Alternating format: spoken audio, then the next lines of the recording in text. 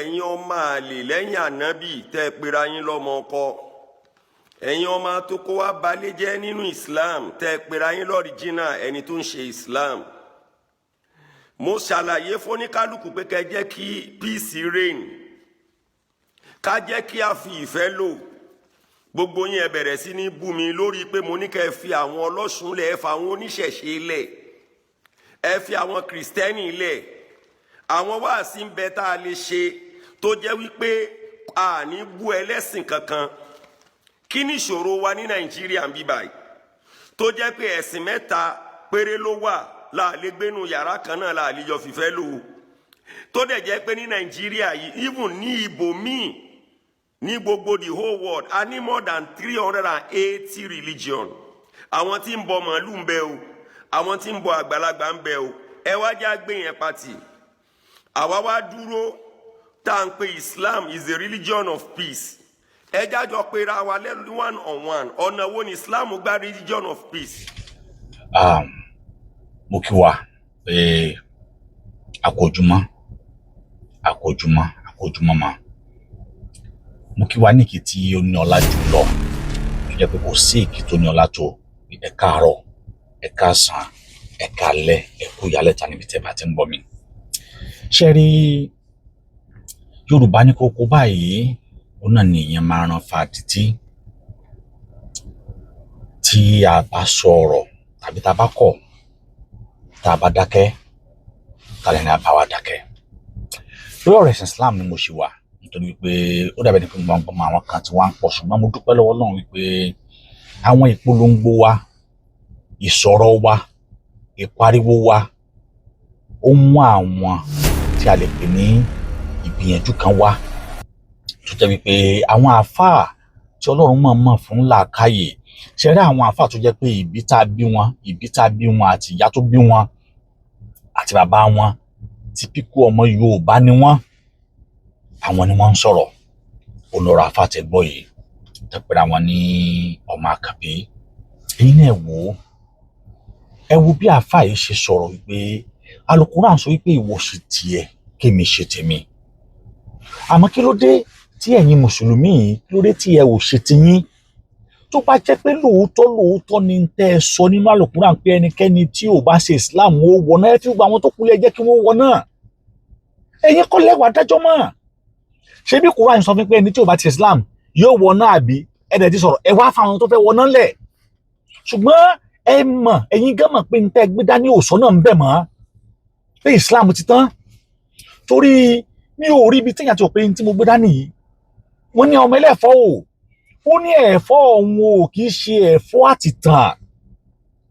Tó bá jẹ́ pé lóòótọ́ lódodo ni tẹ́ gbé dání pé Islam tá gbé dání yìí ẹnikẹ́ni tí ò bá ti ṣe yóò wọná, ẹ nílò àti pànìyàn tó bá lóun fẹ́ kúrò nínú Islam. Ẹ ò nílò àti fi ṣẹ̀ríà gbòfin gbé ẹnikẹ́ni tó bá sọ pé òun ò ṣe Islam mọ́, níwọ̀n ìgbà tó jẹ́ wípé Ọlọ́run ọba tẹ́ ń sìn sọ fún yín pé ẹnikẹ́ni tí ò bá ti ṣe Islam yóò wọná. Kí wá ní tí níbẹ̀? Ṣùgbọ́n wọ́n ná ọmọ ẹlẹ́fọ́ ó ní ẹ̀fọ́ òun ò kì í ṣe ẹ̀fọ́ àti tàn. Àwọn ìwà tẹ́ ń wù yìí ti jẹ́ kó yá pé fake ní Islam. Unless àfẹni tí ò bá lè ronú, tí ò bá lè think lókù pé fake ní Islam nílẹ̀ Yorùbá. Ní ò sọ̀rọ̀ nílẹ̀ Lárúbáwá tí wọ́n ti ń sin o, ṣùgbọ́n nílẹ̀ Yorùbá fake ní Islam. Ó wá kù ẹni tó lè ronú jinlẹ̀ láti lè gbọ́ àgbọ́yé, láti lè máa àmàyè pé tó bá jẹ́ pé lóòótọ́ kìíní ìbá jẹ́ ọ̀nà tó àti òdodo bí wọ́n ṣe porogo ni, kò yẹ kó sí wàhálà, kò yẹ ká ẹ gbógun ti Christian, kò yẹ ká ẹ gbógun tó níṣẹ̀ṣe. Ó yẹ ká ẹ fi Christian lẹ̀ kó ara máa bá tiẹ̀ lọ nígbà tí ẹ̀sìn sọ pé ẹnikẹ́ni tí ò bá ti ṣe Islam yóò wọná, ẹ bá jẹ́ kó tọ̀ kó wọná. Ṣùgbọ́n ẹ mọ̀ pé ní tẹ́ gbé dání ò kì í ṣe òótọ́. Àmọ́ torí pé ọ̀pọ̀lọpọ̀ àwọn èèyàn ti wá lọ ń padà lọ ké ìtumọ̀ ntẹ́ ń ké fún wa ní Arabic tá a mọ̀ túmọ̀ ẹ̀ tó yẹ pé èyí náà nìkan náà lẹ́ ń sọ túmọ̀ ẹ̀ fún wa, ẹ bá wá yí kẹ pápọ̀ kẹ sọ ẹ bá dorí ẹ̀rú àmọ́ technology ó ti jẹ́ kí àwọn èèyàn wise kọjá ntẹ́ wá lérò pé àwọn èèyàn gan ti ń wá ìtumọ̀ ntẹ́ ń ké fún wa àti Fatia ni o, kúlíwò aláwọ̀ ni o, kúlíwò àwọn ṣùgbọ́n náà sì ni o, àti lọ́ ń wá ìtumọ̀ ẹ̀ dáadáa, a rí pé irọ́ lásán story ni now ẹ wá ń fi tipátipá ẹ fẹ́ káwọn èèyàn dó sínú Islam, ẹ wá ń fi ikú ẹ fi ń dẹ́rù bà àwọn ènìyàn. Ẹ wo ọmọ tí wọ́n mú ní Zamfara torí pé ó fẹ́ fi Islam sílẹ̀, wọ́n ní wọ́n á dájọ́ kó fún tí ó bá padà sínú Islam. Kí ló dé? Ṣé bí inú kìrìsìtẹ́nì ọmọ yìí ti kúrò? Inú ẹ̀sìn kìrìsìtẹ́nì ló ti kúrò. Kí ló dé táwọn kìrìsìtẹ́nì ò fọ́rí tí wọ́n ò gbé kíkò tó kó inú ẹ̀sìn kìrìsìtẹ́nì káwọn náà wá gbé pé àwọn fẹ́ pa ni, lórí tí wọn ò ṣe bẹ́ẹ̀ fún. Nígbà tí wọ́n gbà pé ẹ̀sìn táwọn sì ń dá àwọn lójú, tí wọ́n fẹ́ ẹ̀sìn táwọn sì yìí ẹ̀sìn lára àwọn ẹ̀sìn tọ́nà ọba yọ́nú sí ni. Ẹnikẹ́ni tó bá fẹ́ kúrò ó wù àti kúrò, ẹnikẹ́ni tó bá fẹ́ dúró ó wù àti dúró ni. Wọn ò fi tipátipá mú ẹnikẹ́ni láti ṣe ẹ̀sìn Christian tàbí láti ṣe ẹ̀sìn tí a mọ̀ sí ẹ̀sìn ìbílẹ̀. Ṣùgbọ́n nínú Islam òun láti rí wípé tí ọmọ ìyá kan ló bá lòun ò ṣe Islam mọ́, ọmọ ìyá ẹ̀kejì á sì gbógun tì í. Èmi jó níwájú gúnnú lu yìí ní ọjọ́ tí wọ́n ń ṣètùnú ààwẹ̀, ọjọ́ ọ̀hún ni wọ́n gbé ìgúnnú. Èmi jó níwájú gúnnú. Wọn ò dẹ̀ gbé ìgúnnú yẹn, wọn ò gbé lọ sí kọ̀rọ̀, wọ́n gbé wá sí public space tí gbogbo everybody ti máa rí. Èmi dẹ̀ jó níwájú ẹ̀. Wọn ò múra wọn ò condemn ẹ, wọn ò sọ pé bọ́ ni, wọ́n tún jó níwájú ẹ̀. Kí wá ló wá dé tó jẹ́ pé ẹ̀sìn tiwa tí àwọn baba ńlá wa fi lé wa lọ́wọ́, tá a bá tó àwọn baba ńlá wa ńlẹ̀ yẹn wá ń condemn. Àwọn baba ńlá wa wọn ni wọ́n sì jẹ́ kí Islam ráyè fẹsẹ̀ múlẹ̀ ńlẹ̀ Yorùbá, wọn ni wọ́n gba Islam láàyè. Láyé ìgbà wọn, ọmọ tí wọ́n bá san ní Ṣàngó níyì, nígbà tí wọ́n bá ti sán Ṣàngó níyì tán, tí gbogbo ohun tó yẹ kí wọ́n ṣe nípa ètò tó yẹ kí wọ́n ṣe nípa ètò ìbílẹ̀ tán bá ti ṣe fún tán, wọ́n á tún pe àwọn aláàfáà, ẹ̀yin aláàfáà ó yẹ tún wá bá wa sọmọ ìlórúkọ, wọ́n á tún fún lórúkọ mùsùlùmí. Torí pé wọ́n gbà wípé ẹ̀sìn kan náà nígbà náà, láì mọ̀ wípé there is nothing like an Islamic name, you always bear Arabic name. Kò sí ní tó ń jẹ́ Islamic name, Arabic name là ń bá wọn jẹ́. Àwọn àbá wa torí pé wọn ojú wọn ò là, ohun tẹ́ wá gbé fún wọn ní kọ̀rọ̀ ni wọ́n gbà bẹ́ẹ̀ mọ́ yín lọ́wọ́. Ẹ wo Àkànbí ọlọ́ba yìí, mùsùlùmí ni, àáfàá ni, ó kéwú, ó kétumọ̀, ó mọ̀tumọ̀, kéwú yé dáadáa. Ó wá ń sọ fún ẹ̀yin mùsùlùmí yòókù pé ẹ fi àwọn ọlọ́sùn kalẹ̀, ẹ má dà wọ́n láàmú mọ́. Àlùkùránì ní ká má parọ́ mọ́yàn, ẹ parọ́ mọ́ wọn. Àfáà kan jáde, ọlọ́mọ tó gbé Ọ̀ṣun ó ní wọ́n ti bá lé ọba jẹ́. Ṣé kò ti parọ́ wọn bí? Pé wọ́n ti bá, ṣé àáfàá òun ló bá sùn? Níbi tí ẹ ya olórí burúkú àti wèrèdé, níbi tí wọ́n sì ń tẹ̀ jìnnà dé, níbi tí ayé yìí ti bàjẹ́ dé, níbi tí Islam gan ti tán. Islam ti tán. Islam ti tán o. Tẹ́ ẹ bá mọ̀, Islam ti tán lẹ̀ Yorùbá nítorí pé tí ẹ ò bá ti gbà kí àlàáfíà kó jọba ńlẹ̀ Yorùbá, tí ẹ ò bá ti gbà kí àlàáfíà kó jọba ńlẹ̀ Kóòtù Òjíire, dájúdájú Islam ló wọ̀ ní nísìnyí. That is the fact. Nítorí wípé àwọn bàbá tí wọ́n gbà ń láàyè kẹ́ ẹ fẹsẹ̀ múlẹ̀, tó jẹ́ pé nígbà tẹ́ bá dé nígbà náà wọ́n gbà ń láàyè pé àwọn àáfàá wa rèé, wọ́n mọ̀ wípé aburú tẹ́ padà wá ṣe lọ́jọ́ ọ̀la rèé. Torí tó bá mọ̀ pé aburú tẹ́ padà wá ṣe nìyí, wọn ò ní fi ààyè gbà yín bí wọ́n ṣe fa ààyè gbà yín. Ẹ ti wá dọmọ páńlé, ẹ ti di tọ́ọ̀gì, ẹ ti di terrorist, ẹ ti di 419, ẹ ti di gbogbo ẹ̀. Inú Islam yìí náà láti bá ẹ wo aburú tó ń bẹ nínú Islam kẹ́ ẹ fọ́ mọ́.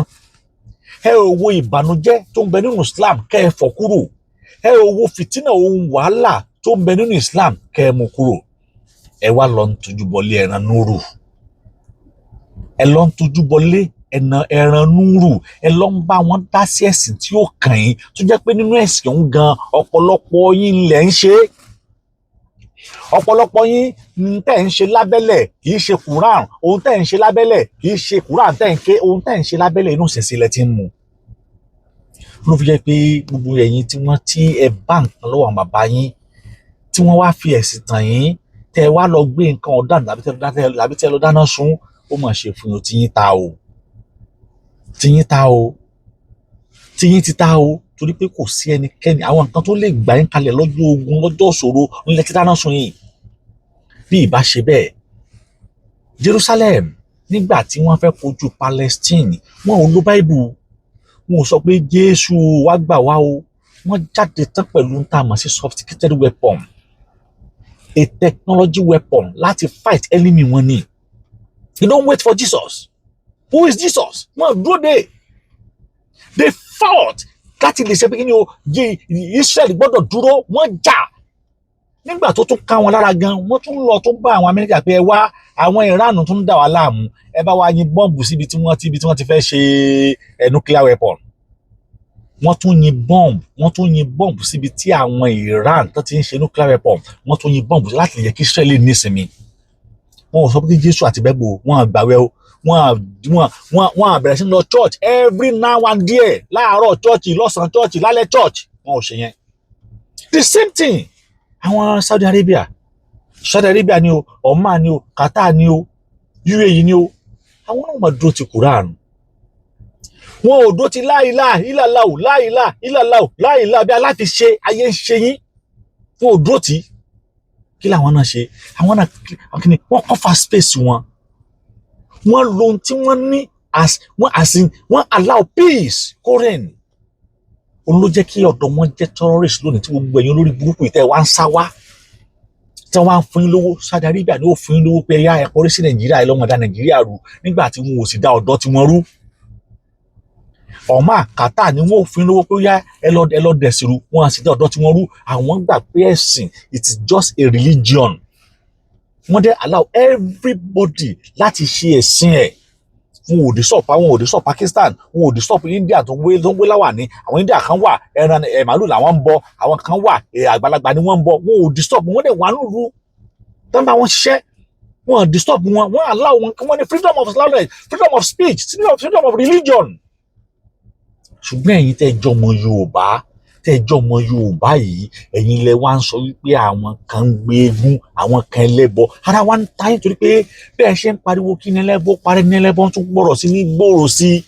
That is èmi tó wá jà mí lẹ́nu pé ẹ̀ ń pariwo Ọlọ́run pa Adébọ̀dé, iná ẹlẹ́bọ yóò wá kú o, níṣẹ́ ló tún wá ń jó o. Kódà àwọn ọmọ tẹ́ ẹ kó láti inú ẹbọ ìdó tó ti wá ń padà sínú ẹbọ. Torí pé Yorùbá ní bí a bá ń wẹ́ ẹni tó jẹ bàbá wa lówó lọ, á padà pàdé ẹni tí bàbá wa náà jẹ lówó. Wọ́n bí ilé kan náà inú yín dùn, ṣé ẹ ti fẹ́ràn ara yín náà ni? Wọ́n bí ilé kan náà inú yín dùn, ṣé ẹ ti fẹ́ràn ara yín náà? Ẹ lọ gbọ́rọ̀ tí màá yìí sọ. Àfáà yìí sọ ọ̀rọ̀, ó yọ kò mọ́ òkun ọ̀rọ̀. Àmọ́ síbẹ̀síbẹ̀ ẹ ò ní gbọ́, ẹ ò ní gbà torí pé alákatakí test nìyí. Islam náà ti tán o, torí pé àfáà yìí ti sọ wípé Islam ti tán. Ó dẹ̀ ti tán lẹ̀ Yorùbá náà nù. Àyàfi tí ẹ̀yin tẹ́ ẹ jẹ́ mùsùlùmí yìí tẹ́ ẹ bá gbà kí ìrẹ́pọ̀ ó jọba ńlẹ̀ Yorùbá, tẹ́ ẹ rí ọmọ ìyá yín tó jọlọ́sùn gẹ́gẹ́ bí ọmọ ìyá yín, tẹ́ ẹ rọ́mọ ìyá yín tó jẹ́ Christian gẹ́gẹ́ bí ọmọ ìyá yín, báwọn ará Saudi ṣe rí wọn. 20% of Saudi Arabia they are Christian. Wọ́n á discriminate wọn.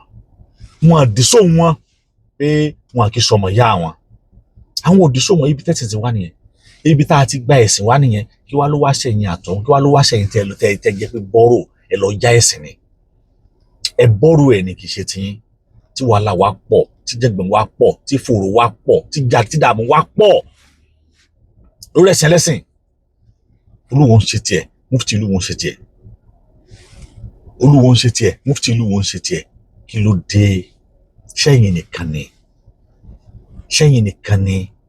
Islam tẹ́ sọ pé ní peace. Ẹ filẹ̀ náà, ẹ ti sọ pé Islam ní peace ni. Then ẹ filẹ̀. Ẹ ṣe tiyín, ẹ give lecture on the right way. Ẹ má bu ẹlẹ́bọ, ẹ má bu Christian, ẹ ṣe lecture. Kò sí ọ̀pọ̀lọpọ̀ àfáà yín lè ṣe wáàsí láìsí pé ẹ bá bú àwọn oníṣẹ̀ṣe ìyàwó lẹ fi ń jẹun. Àwọn oníṣẹ̀ṣe yìí, àwọn lẹ fi ń jẹ, àwọn lẹ fi ń mu, àwọn lẹ fi ń ná. Ọ̀pọ̀lọpọ̀ yín ni ò lè ṣe wáàsí, ọ̀pọ̀lọpọ̀ yín ni ò mọ wáàsí ṣe, ọ̀pọ̀lọpọ̀ yín ni ò lè ṣe wáàsí fún yàn kéèyàn gbọ́. Àyàfi tẹ́ bá bẹnu àtẹ́lu ẹ̀sìn àwọn baba ńlá yín tó yẹ pé gẹ́gẹ́ làwọn baba yín sì tí wọ́n fi bí yín. Àyàfi tẹ́ bá bẹnu àtẹ́lu. Tẹ́ ẹ bá ti sọ̀rọ̀ sí Christian, tẹ́ ẹ bá ti sọ̀rọ̀ sí Muslim, ara yín ò kì í balẹ̀. Kí ló dé, kí la gbé, kí la jù? Dẹ́dẹ́ mìíràn ṣe láyé kan náà yìí.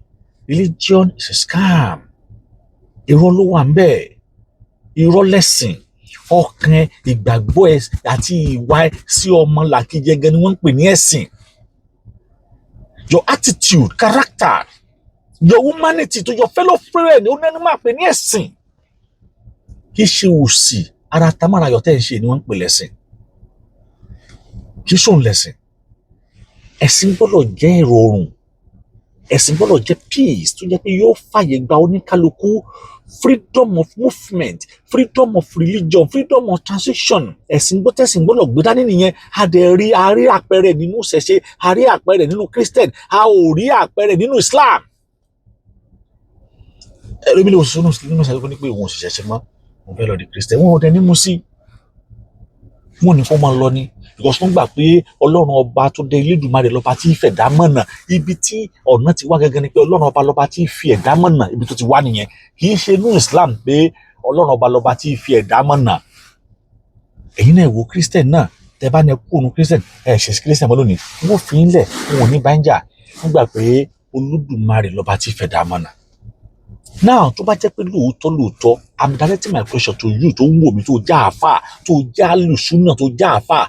Tó bá jẹ́ pé lóòótọ́ ni ẹ̀sìn Islam ló sọ pé Ọlọ́run ọba lọ́ba tí ìfẹ́ dá mọ̀nà, kí ló dé àwọn tí wọ́n náà àwọn òsì Islam mọ́, kí ló dé tẹ̀ ṣe fẹ́ pa wọ́n? Ṣé bọ́lọ́run lọ́ba tí ìfẹ́ dá mọ̀nà ló sì ń sìn lọ́nà? Wọ́n á dẹ̀ ṣe fi wọ́n lẹ̀ kọ́lọ̀ kó sì wọ́n lọ́nà. Sọ́lọ́ ń bẹ̀ yìí ní sẹ́kẹ́ pa wọ́n ni. Ṣùgbọ́n nítorí pé ẹ̀jẹ̀ lẹ́ẹ̀mú, omi ẹ̀jẹ̀ lẹ́ẹ̀mú, ẹ̀yin tẹ́ ẹja lákatakí tí ẹ sìn omi ẹ̀jẹ̀ pé Al-Qur'an sọ pé ẹnikẹ́ni tó bá ti fi Islam sílẹ̀ ó ní ká pa á. Then dájúdájú ajẹ́pẹ́ ẹ̀sìn nígbẹ́lá ní òkè sẹ́sìn. Torí tó bá jẹ́ pé Ọlọ́run ọba tó dá wa gẹ́gẹ́ tó dá wa tá à ń sìn ló bá sọ wípé kẹ́ ẹ pààyàn, sọlọ́run wa máa ti ń ṣe ni. Ṣùgbọ́n kì í sọ Ọlọ́run Allah ẹ bọ tí wọ́n ń bọ ní Saudi náà lẹ́rìn fáàsì. Tó bá jẹ́ pé lóòótọ́ Ọlọ́run yóò ṣe é ṣe fún yàn bí kọ́lọ́run tún dá ẹ̀kọ́ tún ní ẹ tún máa pa yàn.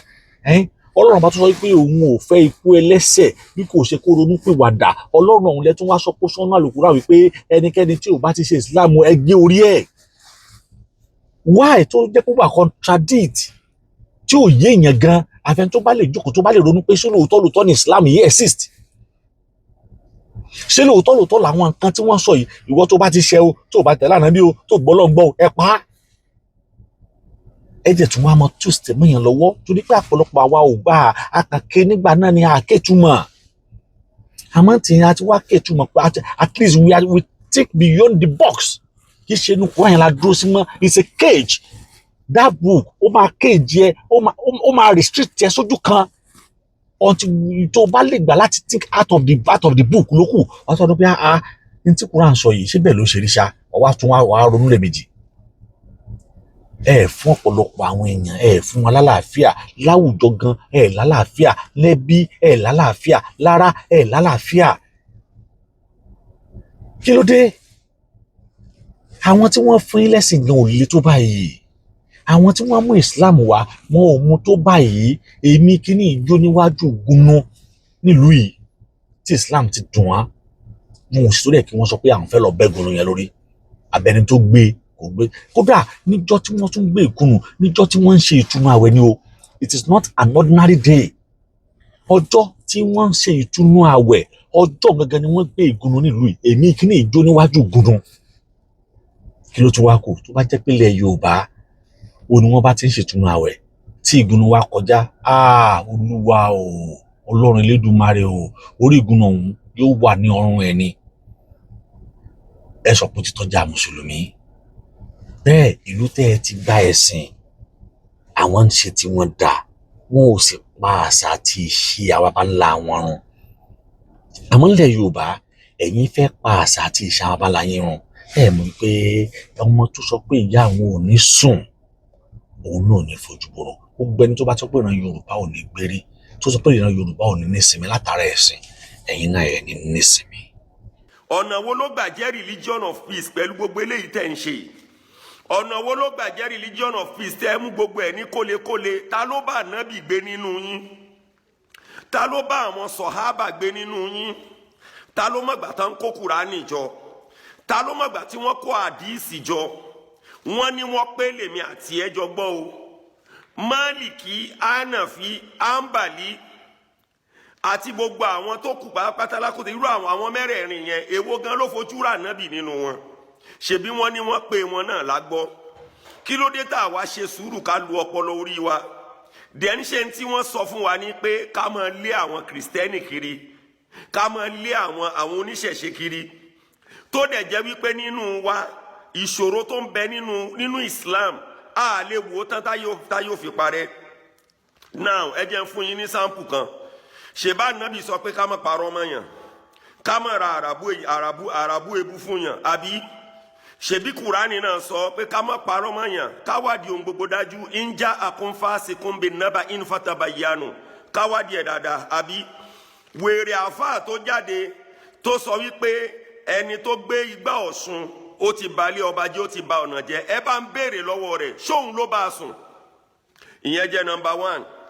ẹlẹ́ẹ̀kejì a padà wá ṣe investigation yẹn a rí wípé n tí ò rí ní sọ ó dẹ̀ lóun jà fún Ànábì nǹkan tí ò fojú ara rẹ̀ rí ni o òun ló ń sọ ó dẹ̀ lóun jà fún Ànábì àṣé ọmọ kékeré ọmọ ọdún 9 lọmọ tán ni ó gbé nígbà tí ò rí gbé ni bàbá kan bá gbé ìyẹn kọ́ ni mo fẹ́ lò ìyẹn ò kàn mí bọ́ kí ni àáfàá yẹn rí tó fi jáde ṣé ó fẹ́ rárá bú ebu fún wọn nu sọmọ lẹ́yìn Ànábì nù ni èyí òpònú tó ń sọ yìí pé ìtẹ́ ìkírun náà ti fi bo igbá ṣé ìtẹ́ tí wọ́n ṣe ó jẹ́ tẹ́tà Ànábì ń lò àbí ìtẹ́ yẹn wà fún mùsùlùmí nìkan aláǹṣe ara wa ẹ wá o gbogbo ẹ̀yin tẹ́ ń bú mi tẹ́ ni wọ́n ti gbé owó fún mi ni tẹ́ ni ọlọ́bẹ̀ ẹyọ ni mí Islam ọlọ́bẹ̀ ẹyọ ni Islam ti tán tipẹ́tipẹ́ tẹ́ bá fẹ́ gbọ́ torí ara yín wèrè everybody yà bẹ́ẹ̀ lèmi ọmọ Àkànbí tún sọ tẹ́ bá kọ́ bọ̀ mí lẹ́nu máa gé yín jẹ máa gé ẹni wù ẹ̀jẹ̀ lára yín wèrè ní everybody Islam lẹ́yìn ń ṣe owó tí wọ́n ń sẹ́ndì sí yín ní Saudi owó kíni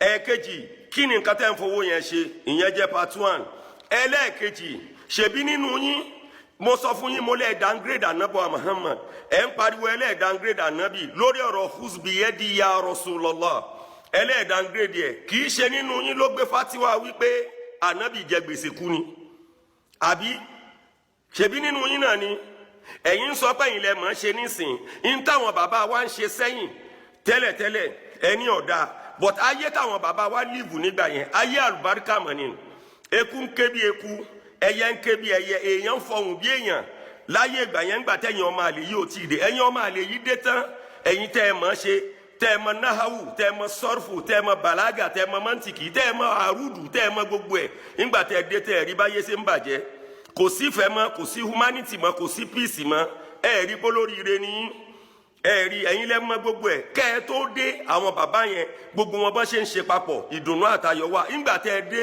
ẹ wò káàkiri ẹ mú gbogbo ẹ̀ kólekóle ṣèbí nínú yín mo sọ fún yín mo lè downgrade Ànábì ẹlẹ́ downgrade Ànábì ẹ̀yin ń sọ pé bàbá àtìyá Ànábì ó wà nínú iná ṣe èmi ò gbọ́ yẹn mo dẹ̀ fẹ́ wọnú Islam ìwà gbọ́ pé ni tí mo bẹ́ tẹ̀lé tí mo ṣe sallallahu alaihi wasallam fún bàbá tó bí inú iná ìyá tó bí inú iná yín sì wá tí ì bá ṣe pé wọ́n ti bí mi sínú ẹ̀ àní ẹ má jẹ́ ń pè yín lópònú sáà ṣèbí nínú yín náà ni lẹ́dúró ní dúró wípé ẹ̀dẹ̀lẹ́ downgrade Ànábì ẹni ẹlẹ́ Ànábì fẹ́ ìyá ńlá wa Aisha lọ́mọ ọdún 6 ẹ lọ lè wo 1 2 3 4 5 6 ọdún 6 ẹni lẹ́yìn ọdún 6 yẹn ó wá wọlé tọ̀ lẹ́yìn ọdún 9 ta ní gbọ́rú eléyìí sétí ọmọ àlè ní gbogbo yín tẹ́ ẹ bá lè fi ọmọ yín kalẹ̀ èmi tiẹ̀ fẹ́ fẹ́yàwó mo dẹ̀ nínú àwọn ọmọ yín tó máa jẹ́ bí ọmọ ọdún 6 tí ẹ wàá fòfin sí fún mi tó bá dẹ̀yìn ọdún 9 ní tó wọlé tọ̀ gbogbo èyí tí ò bá lè ṣe bẹ́ẹ̀ nínú yín ọmọ àlè níyín adáyérú níyín politics lẹ́ ń ṣe ẹ̀ ṣe ẹ̀sìn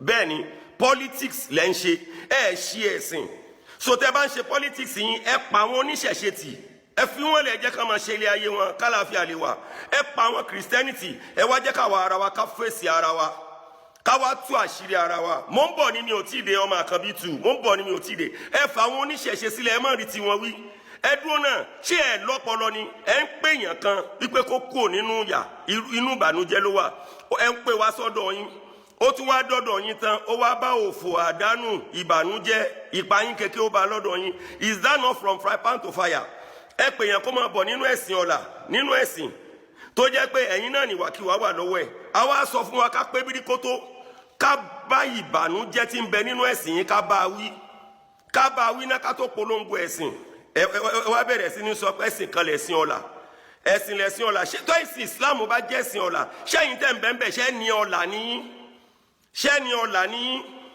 là ń bá orí èèyàn apá èèyàn ṣẹ́ni ọ̀la ní àwọn tẹ́ fi joyè nínú mọ́ṣáláṣí ṣé kò sọ́mù tí ń bẹ ṣé kùránì ni a ṣe ṣé kò ní sọ oníṣẹ̀ṣe ń bẹ ṣáà kí ń jọ tọrọ jẹ lọ́dọ̀ àwọn oníṣẹ̀ṣe ṣáwọn kìrìsìtẹ́nì ṣáà kí ń lọ bá wọn gbogbo àwọn tẹ̀yàn lólóyè nínú mọ́ṣáláṣí ẹ má jẹ́ ń tú àṣírí tí ń bẹ lọ́wọ́ mi ẹ má jẹ́ ń tú àṣírí tí ń bẹ lọ́wọ́ mi ẹ ṣáà fà àwọn oníṣẹ̀ṣe sílẹ̀ ẹ fà àwọn kìrìsìtẹ́nì lẹ̀ ẹ jẹ́ kájọ fèsì ara wa a ṣẹ̀ṣẹ̀ bẹ̀rẹ̀ ni ọmọ àlè everybody lọ́dọ̀ Ànábì wa Muhammad.